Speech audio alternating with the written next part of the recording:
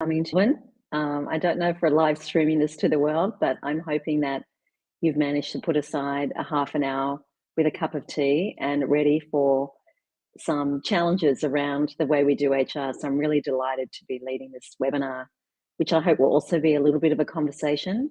I think you know the drill on how these work. Do pop your questions, comments, challenges, the things that you think I'm being too contrarian on in the chat, and I'll pick them up as we go along. I'm here today to talk to you about really something that I hope will spur some new ways of thinking about HR and how we deliver HR to our organisations. And nothing enlivens me more than being in a room with HR leaders looking to disrupt their own function. I come to the world of HR with a pretty strange background. I started my career as a solicitor. I then became a management consultant after doing an MBA, and then somehow landed in a CHR role, first for BCG in APAC, and then for the REA Group. And I call this career path opportunistic careering. Part of it driven by having 3 kids and trying to figure out what I'm going to do along the way. But what I've seen in the last 5 years, which is the time that I've been in this role as founder and CEO of Sapia, and as I've steered our team of data scientists, IO psychs, engineers to create what I really believe is frontier technology that I know is going to change the way we do HR. I've also seen in that time just the enormous changes that have been thrown at you in your HR leadership roles, the impact of COVID and having to navigate that, and all the complexity around compliance and how to manage people's safety, really, health, well-being and safety. Around remote work, and how do you start to bridge the enormous chasm that exists between candidates, employees, and the organisation when 60-65% of people are working remotely. I actually feel that my role as a founder has probably been the easy gig compared to what all of you have had to navigate. So I do think we're at a point now where that intensity has somewhat been managed, and we're about to enter a new phase where we can really start to think about what does the HR for the world of tomorrow look like.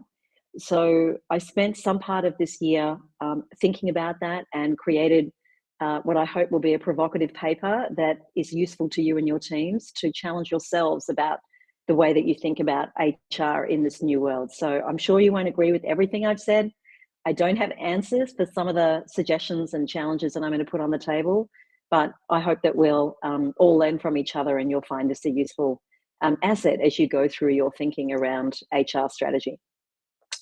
So let's start with automation. I'm sure that's something that's on everyone's minds, and it's certainly something that's landed in a very big way this year. Out of all the tech trends that have happened in our world, AI, without doubt, is the fastest growing tech trend ever. And a big part of AI means automation.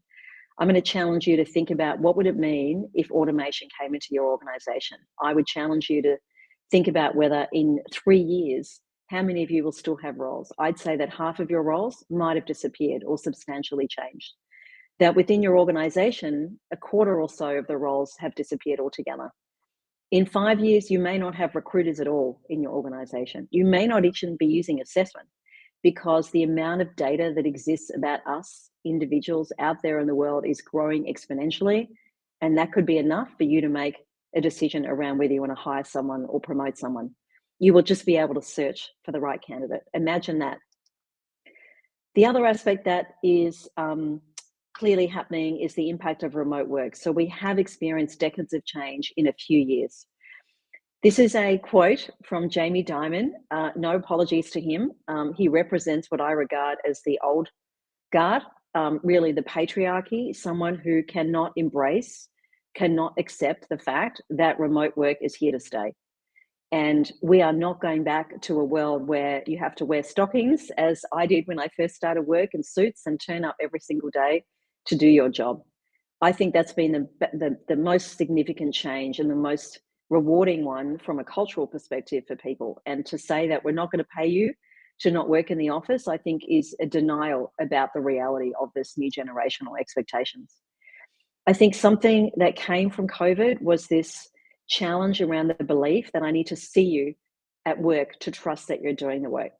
You know, it was something I remember in my REA days, that there was a real challenge from the traditional leadership around how am I really going to know whether they're doing the work? And that's a challenge for us as leaders to trust. And I believe that trust is an important, critical ingredient for cultures, and we have to figure out how to do that remotely. I hope that the next bias, the next presumption that we're going to challenge is that I actually need to see you to hire you. That's a bias we have as well, even in roles where what you look like doesn't matter. So, how many times are we making judgments based on what we see in someone that are not in any way predictive of performance and are probably biased before we make a decision whether to hire them? Why do you need to see me before you hire me into a business partner role, into an engineering role, into a accounting role? And I think the other aspect of it is the ability to go from I'm applying for a job and how do I go through a fully automated process and then I start. We're going to talk a little bit later about what it means to bring the human experience into our worlds of recruitment and HR. But I think we're quickly moving to that stage where the most important thing is to get people in fast. Speed has landed well and truly in HR. How does AI enable you to do that? So, from an expectation perspective, how does HR deliver on an expectation around being unbounded? A workforce that is distributed and 24/7. It wants to communicate when it suits me as an individual. Asynchronous communication, how we communicate is really important, and doing it on meetings that we love. Do you know anyone in your team that comes to work and says, I can't wait to turn on Workday today? I can't wait to turn on my ATS. It just isn't how people in the real world communicate. The importance of bringing a B2C mindset to a B2B environment, which is the workplace. The second major disruption that I see happening is around the reality of our economy, which is low unemployment. The US has unemployment of 3.5%. I think there are 2 to 3 people who are applying, who are available for every job advertised. Australia also has very low unemployment, and I don't think that that's going away anytime soon. I'm sure the economists in your organizations are telling you the same thing. It's no longer your choice. You are no longer in the driving seat. It's about you applying to people, not people applying to companies. So, what does that mean needs to change in the way that you think about hiring, for example? So, the first thing is to recognize what is your community looking for? What do they care about as consumers? Plenty of research on this. This is from a Deloitte's report that talks about what Gen Z is looking for. They're going to be about 25-30% of the workforce in the next few years. And what they care about is not just that they're treated fairly with equity, but that everyone alongside them, that their peer group, that the community that they're reaching out to is treated with equity. That's a really big change. I think we've gone from a world of diversity is something that we need to tick the box on to actually now it's fundamental. If you don't have a brand and a way of getting a job that is genuinely inclusive for everyone, you're going to lose out on even the traditional big cohorts. Let's call them the white men. So, how do you actually do that? What is it that's really important to ensure that you're creating equity right at the front gate? This is some data that I'm sharing with you, which is from our product. We have a product which is a blind, untimed chat interview. It is untimed because that is the best way for you to improve the accessibility of it to those who struggle with wanting to engage face to face or the pressure of timing. I'm struck by how so many TA leaders and HR people think that putting people under pressure is a way to really test how they perform. It isn't the reality of doing our job every day. We don't come to our job every day feeling stressed and anxious about having to do something in 20 minutes, in an hour. So why measure people like that? And so what Sapier's done is taken that pressure off. And we've also added in a video product based on our customers' demand. And we can see here the fundamental difference in abandonment rate between doing a blind chat that's untimed and doing a video. Almost 2.5 times the increased abandonment rate. Think about this in the context of low unemployment and that you can't afford to lose anyone in your recruitment process. There has been a mass migration towards video over the last few years. I get it. It allows you to do things asynchronously. It allows you to reach people from a bigger universe, but it's not going to work for you, certainly in terms of diversity, but fundamentally just from a candidate number perspective. So you have to think about the technology you're using right at the front gate if you really care about inclusion and if you really want to maximize the talent that's coming in the door. The other aspect that is important when you're trying to deliver on true inclusion is to recognize that we as humans are biased. It's not something that exists in a few bad eggs. It is something that's innate to us. It's an innate human condition. All of us are biased. There are something like 144 biases that you can find in Wikipedia. Most of that bias is unconscious. Some of it might be conscious. We all try and do the right thing. We go to the diversity training, but the reality is if something's unconscious, no amount of training is going to fix it. So when you accept that fact, and it is a fact, how do you make sure that you're minimizing the impact of that in the way that you make people decisions? In your promotion decisions, when you're sitting around the table with your leaders and you're making judgments about people, think of all the times that people comment on that female isn't confident enough, or that person here doesn't have the right communication skills. We bring our own assumptions about what great looks like when we're making those decisions. In hiring, it's called mirror hiring. It's why we end up with more of the same when you have one homogenous group that's doing all that hiring. So if you accept that bias is in all of us, how does AI make a difference? And I'm going to challenge you here. I think many people in the world, unfortunately, still attached to this belief, which is a myth, that all AI equals bias. Absolutely, some AI equals bias. It all depends on the data that you're using, principally, and on other factors like whether there is demographic information. If you're using resumes to make decisions about people, you're feeding in bias. If you're using your past decisions about who you hired to inform future decisions, you're introducing bias. But the key opportunity when you get it right, when you're using truly ethical AI, is that it actually changes the landscape of diversity. It changes the profile of people who are coming in and who are getting to the end of that process. This is a piece of research that's just been published this month. You can see it's very recent. Andreas Liebrandt is a professor at Monash University, and he took our technology and experimented with whether or not in hiring for a tech role, did they see any trend in terms of men and women applying and staying through that process? And the impact is astounding. Fundamentally, what it showed is that AI actually helps gender diversity. Typically, the men are more likely to drop out, the women are more likely to stay the course, which if you're wanting to change the balance of men and women, particularly in tech roles, it therefore is telling you that you have to use AI to do that. Okay, let's go on to another Gen Z expectation. I have 3 of them in my house, so I'm quite familiar with what they're looking for from organizations. They tell me every day. One of the things that they care a lot about is purpose and this feeling that I'm joining an organization that aligns with my own values. They're turning down jobs when they can't see that. So, how do you communicate your values? You know, in the old days, it used to be that you bring someone in that you want to hire and you have them do coffee chats with your engineers or with your leaders. Humans don't scale. It's a very expensive and inefficient and potentially biased way to communicate your values to an organization.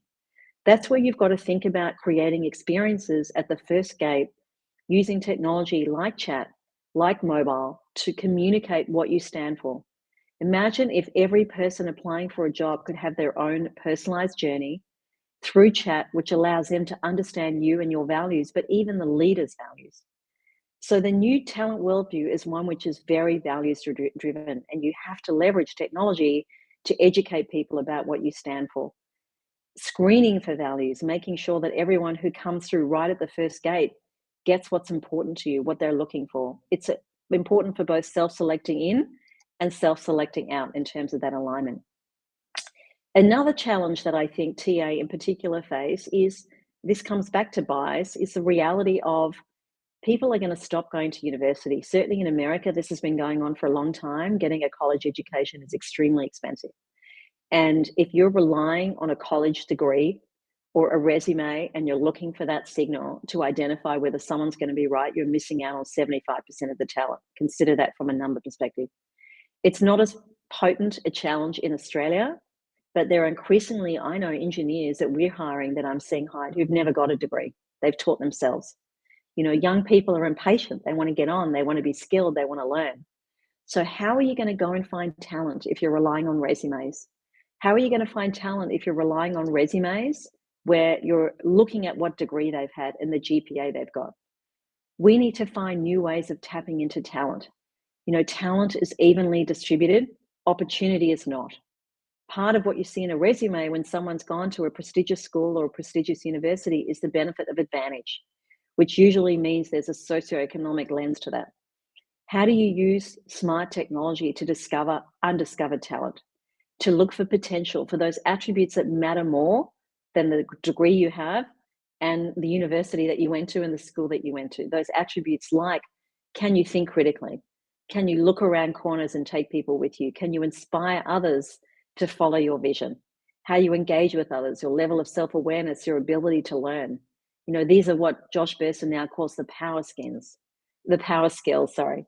So looking for that and having technology that helps you identify that, you're not going to find it in a resume. You need to use really smart technology to do that, and it's available here for you today. I want to talk about the bigger story that has just, invaded our social media over the last 3 or 4 months, which is ChatGPT. And when you look back over time, I'm old enough to remember when mobile was introduced. When I grew up, we used to be on a phone, on a landline, and take turns as kids, speaking to the relatives overseas. We never spoke for very long because it was so expensive. That feels like a lifetime ago. But the advent of mobile fundamentally changed the way we live, the way we work, the way we connect. Now, and then we had the internet. We had mobile, then we had, the invention of in 2007, the iPhone, which brought together the whole access to knowledge and information and the internet on our mobile.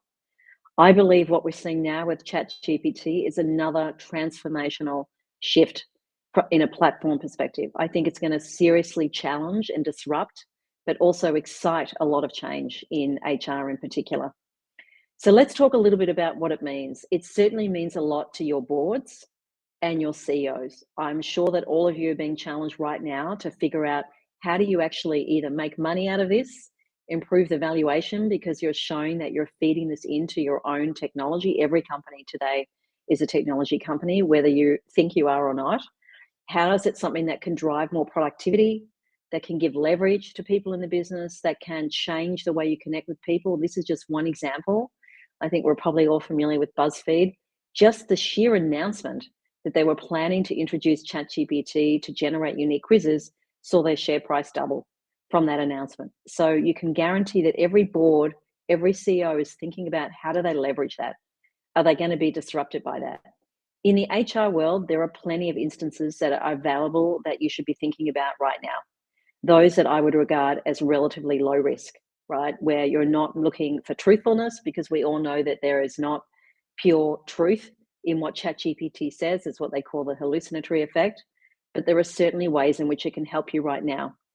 Writing job descriptions, although you have to be alert to the bias that's been identified around that. Handling candidate inquiries, creating training outlines, summarizing training, creating technical Q&A, leadership development, onboarding.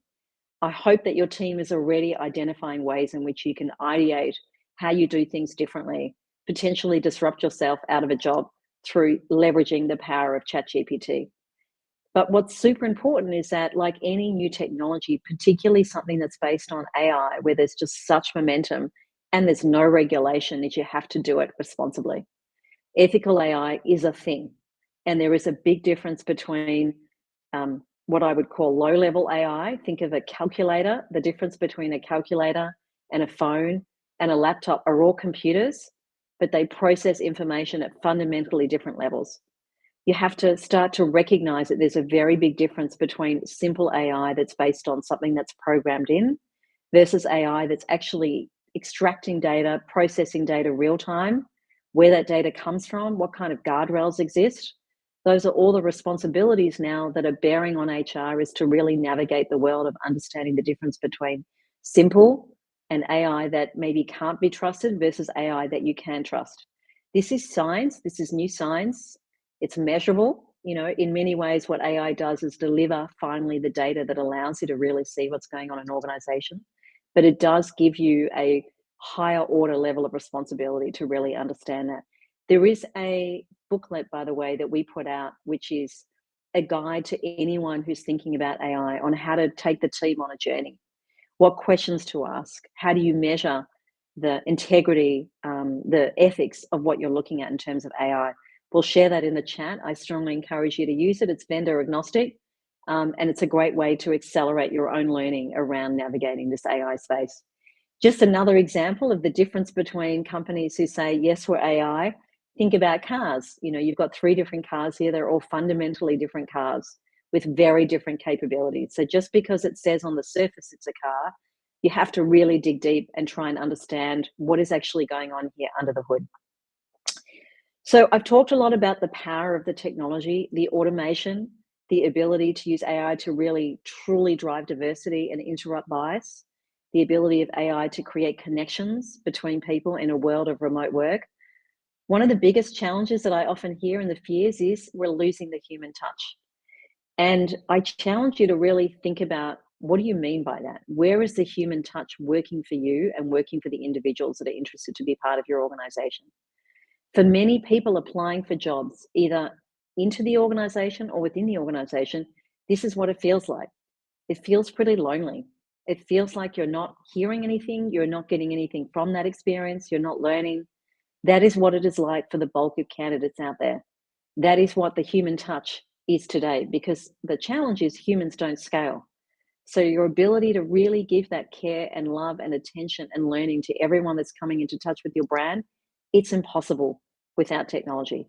And you're missing out on talent when you're doing that. You can only interview so many if you're relying entirely on people to do that.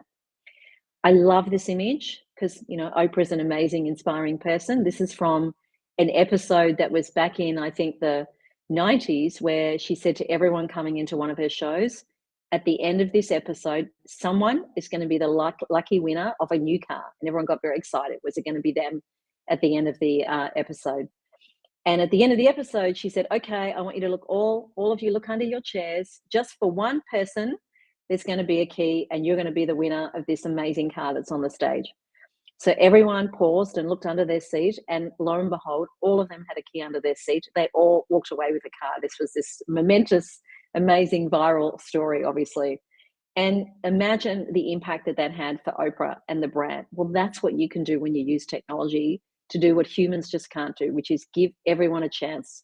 Give everyone a chance to be interviewed for that role, that internal role, that external role. That is the power of technology.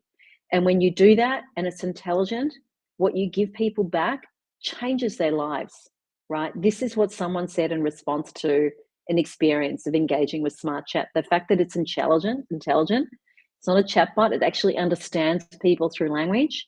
This is the kind of experience we should be bringing to people, right? Why are we not doing that? Why are we treating them as if they're applying to a bank loan back in the 80s? It builds love. It builds love in your brand. So I encourage you to think really honestly, is your experience one that people love right now? How do you empower? How do you help people go viral and talk about the amazing experience that they had applying for a job at your organization, applying for an internal leadership role? You know, what does 5-star look like? What does 10-star look like? That's what technology enables you to do. The other piece I think for us to challenge, you know, there's been $3 to $4 billion invested in HR tech over the last few years just through COVID. It's insane. Josh Bersin talks about the average company in the US having 80 different tools that they're trying to figure out how to use and how to get bounty from. So look at your tech stack and ask yourself, where is the data that's connecting the dots between the people that are coming in, the people that I'm hiring, the people that I'm performing, and possibly the people that I'm leaving? And if we continue to think about HR and technology as a linear journey, you're going to miss out on that opportunity to really learn from data. But it's not going to come to you from having 80 different tools, right? So you have to start to think about, how do I connect the dots between people, data, and technology, where I'm not employing a team of data analysts and dashboard analysts to figure out what's going on with my people. And I know that you've all invested in technology over the last few years. This is a bit of a visual that's fairly standard around the journey from when you apply to the employee side. You know, you source, you apply, you assess, etc., and then you offboard. It's not like that. It's not a linear journey. So we've got to stop thinking about building our tech stack like that. And I worry whether or not what we've done as HR leaders and TA leaders is to invest in technology without really thinking about the talent strategy. To the point now where what I'm hearing from organizations is that they're overstacked. They just have too much technology and they don't know how it all connects the dot. So think about whether or not you're getting real value. You know, whose lives have you improved through all this technology? Can you quantify the ROI of investing in a CRM, an ATS, and an HRIS? Like, I know you need to have that system of record, but where is the real game-changing impact to your organization? Have you confused your tech stack strategy for your people strategy or your TA strategy? I think it's about time for all of us to step back and say, a talent strategy is way more than a tech stack. You can't just buy AI. You know, AI is an enabler. What are you really trying to solve for? Are you delivering meaningful talent experiences that people really love? And I think you should use the word love, because fundamentally it's about people at the end of the day, that really help people drive their own journey rather than HR top down trying to do that. Bias-free and fair people decisions is not just about doing what's right, it's about actually tapping into the right talent pool, the whole talent pool. Another piece that I think is also worth us thinking about is, you're running all these surveys. How are they serving you? How are they serving the individuals? You know, a once a year, twice a year, even quarterly survey that you're continuously asking people for data where they get nothing back. How fulfilling is that? How impactful is that in terms of the ability to arrive at real change? So think about the WIFM. You know, you've got to put yourself in the shoes of the individual. Are we getting to the end of surveys? What we really need is conversations. Are we getting to the end of this top-down HR architecture where we're trying to architect the journey for people? I think the days of that are coming to an end, particularly with the advent of intelligent chat. Are we coming near to the end of standardization? Why do we run a performance management process that is the same for everyone? Why are we hiring where everyone goes through the same process? Why aren't we personalizing? It's part of what we expect and just assume as a given in our lives outside of work. Why aren't we doing it in our workplace? How are we accelerating towards personalization? And doing anything annual, just give it up. It doesn't work anymore, right? You have to move at a much faster pace, right? Everyone expects to be considered for promotions more than on an annual cycle. You're going to lose talent if you can't move at pace. The other thing I think that is something to really think about is getting people onto systems that aren't built for people. Reality is that some of these huge ACMs out there were built for managing assets, physical assets, not people. People are dynamic. We grow, we learn, we change. Our expectations change. So you have to think about what you're doing and whether it really works for the individual. I believe that there's a challenge for us to think differently about culture.